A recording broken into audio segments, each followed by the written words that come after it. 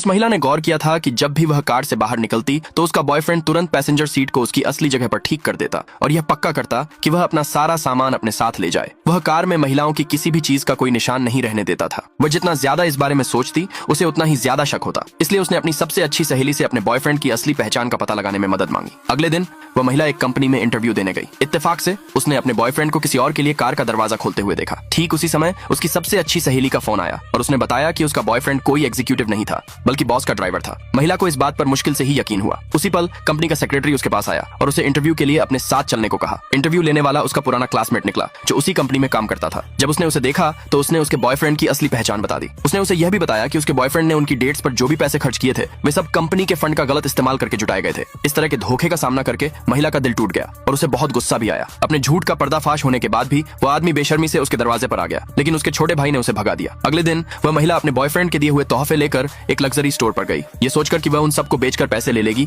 और वे पैसे कंपनी को लौटा देगी। लेकिन घर लौटते समय उसने देखा कि उसका बॉयफ्रेंड उसका इंतजार कर रहा था। उसने उससे कहा कि वह उससे सच में प्यार करता है और उसने जो कुछ भी किया वह सब प्यार की वजह से किया। लेकिन महिला ने उसकी बात अनसुनी कर दी और सीधे घर चली गई। अगले दिन वह अपनी बात साफ करने के लिए वे तोहफे लेकर कंपनी गई। उसके पुराने क्लासमेट ने उससे वे चीजें लेने की कोशिश की, लेकिन उसने मना कर दिया और जिद की कि वह उन्हें सीधे प्रेसिडेंट को ही देगी, क्योंकि उसे डर था कि कहीं उसके साथ फिर से धोखा न हो जाए। लाचार होकर उसका क्लासमेट उसे सीधे प्रेसिडेंट के ऑफिस ले गया। वहां पहुंचकर महिला ने बताया कि उसके साथ भी धोखा हुआ है। प्रेसिडेंट ने उसकी हिम्मत की तारीफ की और पूछा कि क्या उसके पास कोई नौकरी है। उसने मान लिया कि उसे अभी तक कोई नौकरी नहीं मिली है। तब प्रेसिडेंट ने पूछा कि क्या वह उनकी कंपनी में काम करने में दिलचस्पी रखती है। यह सुनकर महिला बहुत खुश हुई और उसने तुरंत कहा कि वह खुशी खुशी काम करना चाहेगी। उसने उससे अगले दिन काम पर आने को कहा। तोहफे वहीं छोड़कर वह घर चली गई। अपनी ईमानदारी की बदौलत उसे न केवल मन की शांति मिली बल्कि एक अच्छी तनख्वाह वाली नौकरी भी मिल गई। अगले भाग के लिए नीचे कमेंट में यस लिखे।